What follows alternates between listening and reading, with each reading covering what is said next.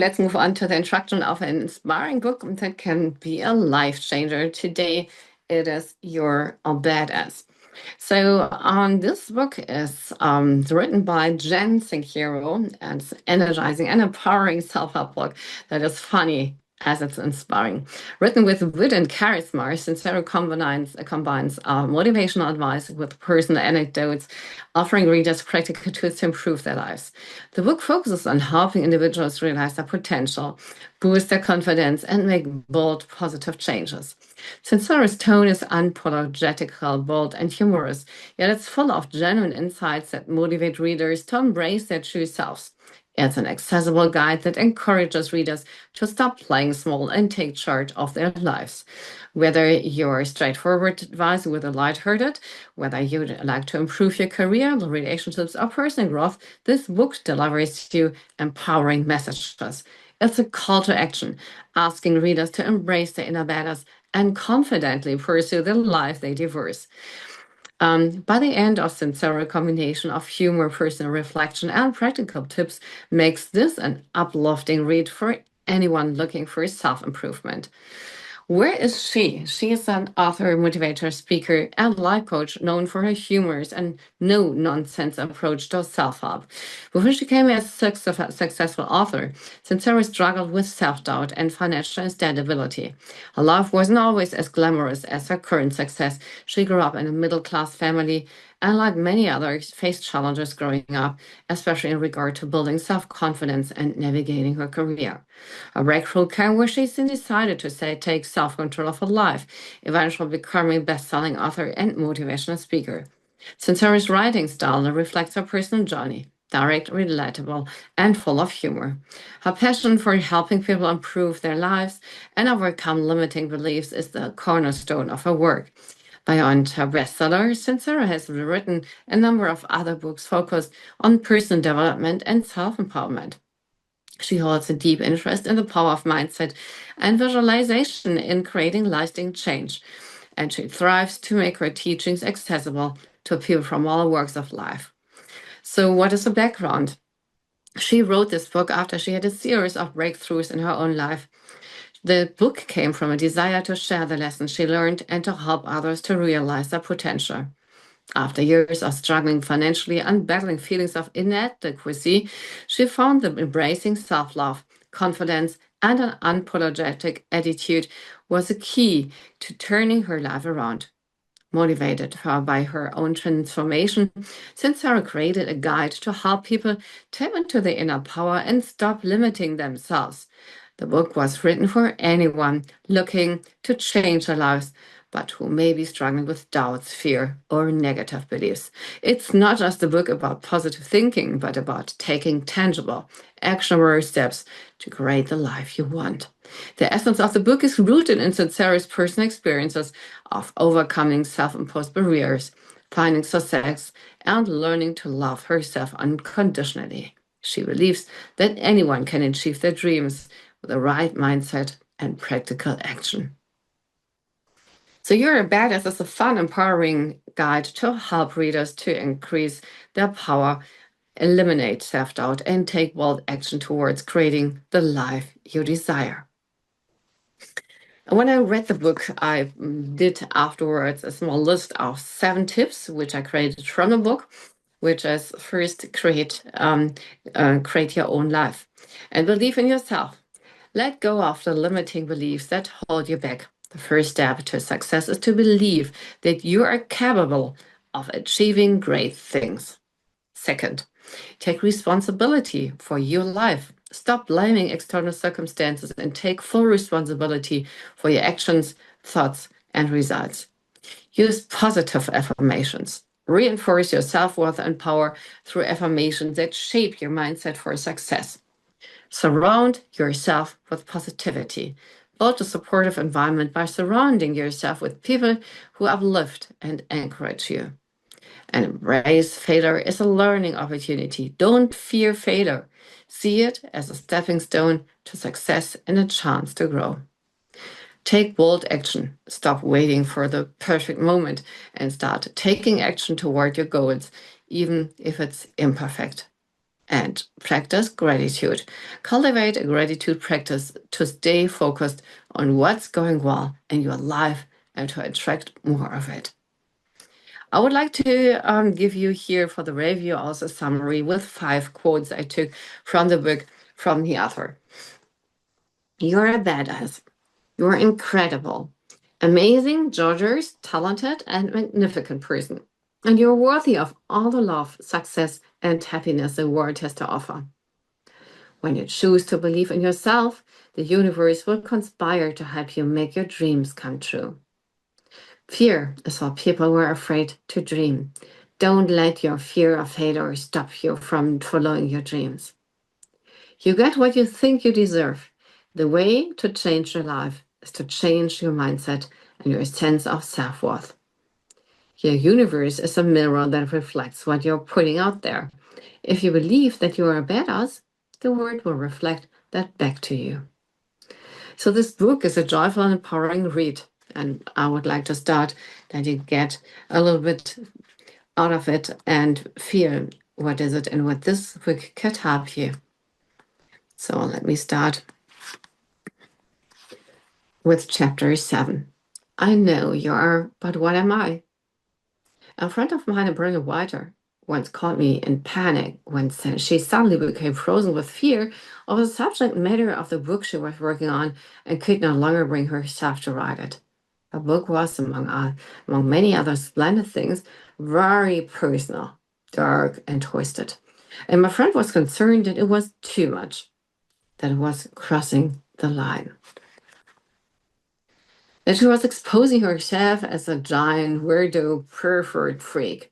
This brings up something that's so important to have a firm grasp on if you're going to get anywhere near reaching your full potential in this life as a writer, as an artist, as a business person, as a parent, as a butcher, a baker, a candlestick maker, or as a fully realized and evolved human being in general. Do not waste your precious time giving one single crap about what anybody else thinks of you. Imagine how liberating that would be. Other people's opinion motivate every move we make in our teens and our 20s. And as we age, we are moving in the right direction. Our obsession with how we are perceived by others begins to trickle away. But very few of us are able to escape its pointless grasp completely. Meanwhile, the truth is, the only question you ever need to consider when making decisions about your life are, is this something I want to be, do, or have? Is this going to take me in the direction I want to go? And third, is this going to screw over anybody else in the process? So I would like to jump on to page 200, which is about money. And as we're having currently the month of World Women's Day, and it's all about gender pay gap, that women and men are not having the same rights in the world in a lot of countries. It is also about money and our relationship to money. Many years ago, Los Angeles was hit by a relentless rainstorm, the likes of which I've never seen in my life. It rained for what seemed like 40 days and 40 nights, non-stop and hard. Rivers overflowed, houses slid down hillsides, dead hair wrecked cows throughout the most image-conscious city in the world. This was the kind of rain you didn't want to be driving around in anything, let alone a 23-year-old junker convertible with a leaky roof, no grill, a back window that was duct taped shut, and a front tire that went flat every 3 days. I've been in the market for a new car for a long time and couldn't find anything I really loved or thought I could afford. But as I sat there in a puddle, driving to the supermarket with a trash bag under my ass and an old t-shirt slammed in the door to keep the leaking to a minimum, it occurred to me that perhaps I should spend up my search. At the time, I didn't have a whole lot of money, but I have my own business that I was trying to grow. The problem was I felt stuck in that place where even though I wanted bigger and better things for myself, monetarily, as well as feeling more mighty and self-actualized in general, I was worried that I raised my prices, I'd lose all my client and my self-respect, or that I get called out as a money-grubbing pig or a fraud who had no right to charge that much. I was also scared that if I went big and grew my business, I wouldn't be able to handle it. I'd have to hire tons of people. I'd spend my time doing things I hated. I get so busy I'd never get to travel. I'd wither in the trap being my computer fun and freedom's getting away in my rearview mirror, never to be seen again. Blah, blah, blah. I could fill up about four more many pages of reasons why I was where I was. But suffice is to say, I was basically playing at the level of someone who drives around in a car like the one I was driving around in. And the most painful part really was that even though our signs pointed to broke, clueless, and stuck, deep down I knew I could be doing so much better. Which is why, even though the sound of crickets could be heard echoing throughout my empty bank account, I wandered into the Audi dealership, took the brand new Q5 for a spin, and let the sales guy rattle on and on about leather this and premium that. In my head, I was thinking, do you have an idea who I am? I'm just taking a fantasy break before heading over to Honda. But in my heart, I knew better. Way down deep, it was about much more than just a damn car. It was about no longer being the kind of person who takes what she can get and finally becoming the kind of person who creates exactly what she wants. It was large March. And of course, part of me was terrified to grow, and part of me wanted to blast out and be huge. And also because I love to drive more than I love to eat. I tortured myself over which car to buy for weeks. I finally whittled it down to two options. The Honda CRV, a perfectly excellent little SUV with the following attributes. Okay, garage mileage, a sunroof, room for friends, a comfy ride. Or the Audi Q5, a stick of butter on four wheels with the following attributes. A sunroof that takes up the entire roof of the car. Room for friends, for a lot of friends. Sexy, flashy, expensive, terrifying. I came very close to buying the Honda. But as I sat there, test driving it for the 10th time, trying to convince myself that it was the one, I couldn't shake the nagging truth that I was in love with something else. Buying the Honda would have been the sensible things to do. But I knew that adventure, true love, and a whole new way of life awaited on the other side of my comfort zone. Blasting through this comfort zone is what I wanted to talk about here. Purchasing the Audi should have had me waking up screaming in the middle of the night because it cost the kind of money I would normally only consider spending on something like mandatory heart surgery. Certainly not on something as frivolous as a car. But after I bought it, I slept like a baby. Because once I made the decision to buy it, I also made the decision to get over my shit and become the kind of person who can make the kind of money to buy the kind of car or who can do anything else I want to. I almost instantly came up with a way to pay off the Audi, and am certain that if I'd bought the Honda, I'd still be struggling to pay for it. But because I'd still be playing small, I'd still be in the mindset that I can't afford more, that I'm the kind of person who has to struggle to get whatever she can. That I can't break out of my own mold and to go something completely out of my reach. So when you up-level your idea of what's possible and decide to really go for it, you open yourself up to the means that accomplish it as well. And I'm not talking about going out and recklessly blowing all your money or stupid crap. I'm talking about expanding your beliefs about what is available to you in all areas of your life. And for the purposes of this chapter, I'm going to focus on what kind of money you believe is there for you to purchase the things and experiences you truly desire.